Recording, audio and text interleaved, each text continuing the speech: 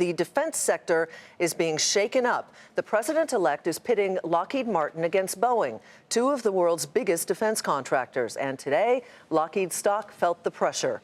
As we reported last night, Donald Trump tweeted that he could use a Boeing plane as a substitute for Lockheed Martin's F-35 combat jet. The F-35 is the most expensive weapons system in history, with an estimated $400 billion price tag, nearly double the original budget. Morgan Brennan has more on what has the potential to be a big fight over fighter jets. Call it a fighter jet face-off. Donald Trump is pitting the two biggest U.S. defense contractors against each other, taking to Twitter to do it. The president-elect lobbing his latest 140-character social media missile at Lockheed Martin again, writing, quote, based on the tremendous cost and cost overruns of the Lockheed Martin F-35, I have asked Boeing to price out a comparable F-18 Super Hornet. But can the fourth-generation Super Hornet actually compete with a fifth-generation F-35 Joint Strike Fighter? Short answer, no. It's not designed to be stealthy, and it doesn't have the advanced electronics. Two major factors that would take years and billions of dollars to become reality. And even then, say analysts, not likely.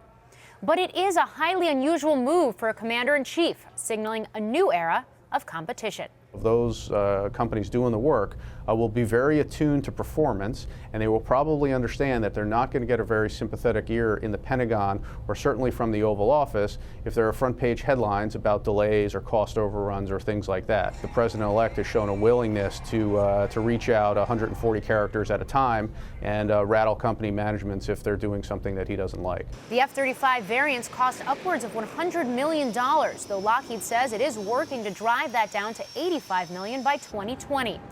Its low radar signature means it can get closer to targets before it's actually in danger.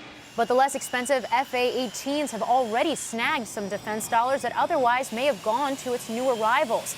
For the Navy, as well as Canada, which announced a Super Hornet deal last month. Of course, this could all be the president-elect's art of the deal, something he shed light on nearly a decade ago. I say it ad nauseum. I'll tell people during the negotiation, you think you're the only one? I have 10 people that want this deal.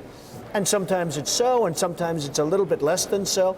But I always create competition because it makes the other side a little bit nervous. And even if I've had my own people come up to me and say, oh, Mr. Trump, you shouldn't keep telling them that there are other people. I said, do me a favor, let me negotiate. I want to drum them. I want to brainwash them. I want to think that there is so much competition. And creating competition is the goal, especially as Lockheed negotiates more F-35 contracts, and does so on the heels of an unprecedented contract in which the Pentagon unilaterally decided the price it was willing to pay. For Nightly Business Report, I'm Morgan Brennan.